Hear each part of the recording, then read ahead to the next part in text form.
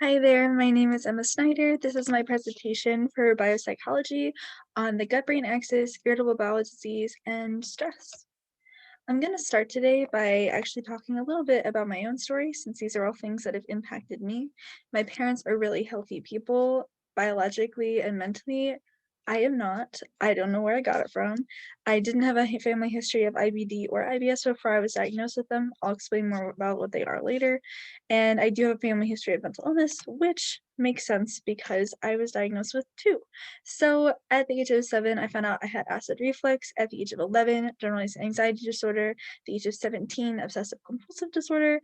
At the age of 19, irritable bowel syndrome. And at the age of 21, this year, found out I have irritable bowel disease. They were wrong. So with all of those fun diagnoses, I want to kind of just jump into explaining the differences between some of these acronyms I've been throwing around, right? So IBS is irritable bowel syndrome. IBD is irritable bowel disease. This is actually going to be our first takeaway for class. Both of these are chronic illnesses that affect the digestive tract and are called irritable bowel. So the question remains, which one is which? Irritable bowel disease is a much more serious disease. It's severe, can lead to hospitalization. Hallmarks of it in your body are ulceration and inflammation, which are often visible. It's an autoimmune disease, which means your body is attacking your healthy cells instead of attacking bad things that it's supposed to. It's a very progressive disease that spreads, even if you're trying everything you can do to make it not spread, including removing parts of your intestines. Super fun.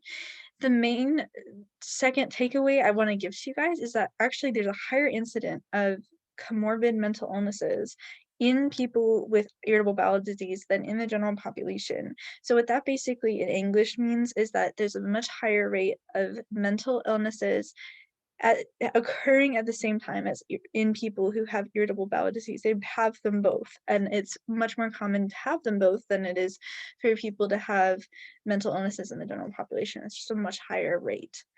So irritable bowel syndrome, which is what I was first diagnosed with before that we knew about what was going on, is just a list of symptoms with no explained cause. It's a syndrome, not a disease. Syndrome is that list that congregation of symptoms. There's no physical abnormalities, no ulceration, no inflammation, right? So a lot easier to deal with. Not necessarily. I clearly thought I was dealing with it before, and it still sucked, but still. So the first class connection I want to bring us to is that brain-body connection we talked about in chapter 12. So that is the idea that our thoughts, our behaviors, and our emotions are something that can really influence and affect our physical bodies. It's kind of an umbrella term, and the chapter didn't really go into it, but there's other brain-body connections, right? More specific. And so one of those specific ones is the gut-brain axis, right? It's the connection between your gut and your brain.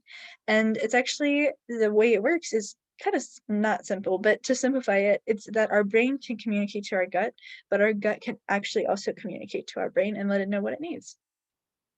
So the way it kind of works, if you can see over here on the side, is that it's a bidirectional communication. Like I said, gut to brain, brain to gut.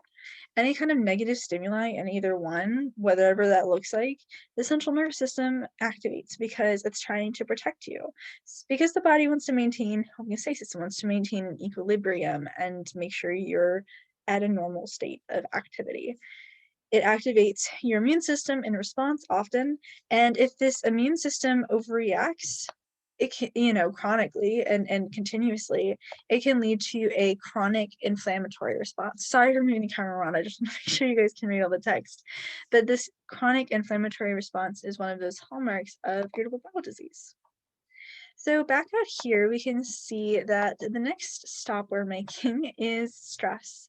And so stress is something we've all been impacted by, but stress is in our takeaway four something that also impacts the gut brain axis because if the body's trying to respond and the gut says, oh my gosh, or the brain says, I guess, right, like I'm really stressed, the gut often inflames, right? It becomes inflamed, and if this gut is chronically inflamed because you're chronically stressed, it can lead to things like irritable bowel disease. That link is not inherently determined. I don't know how else I got it though. So, scientists, I don't know, answer me.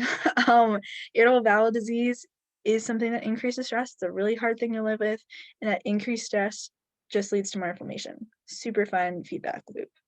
So class connection number 2 is this immune system and the gut brain axis connection. the immune system interacting with stress and, like, heightening is super useful because if there was this really cute dog that attacked us and it had, like, COVID, we would want our bodies to be in high gear to protect us from any kind of bacteria that was gonna get into our system.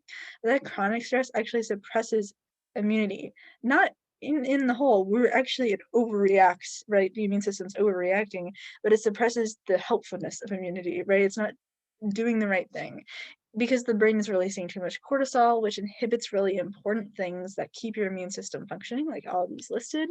And the body, because it doesn't have anything bad there to attack, actually starts attacking your healthy cells, which can lead to autoimmune disorders like irritable bowel disease.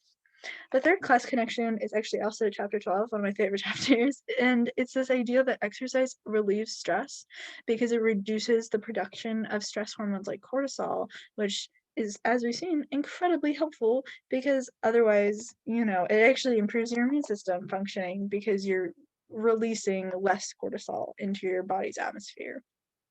The last takeaway I have for us today is this idea of whether or not we can heal the gut brain axis. Can we heal that connection in somebody with irritable bowel disease?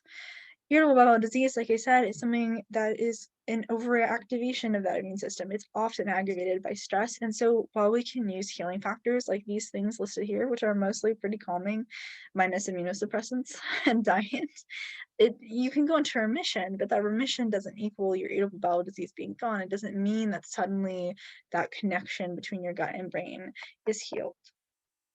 And so here are my references if any of you are interested in learning more, and I hope you enjoyed my presentation. I look forward to watching all of yours.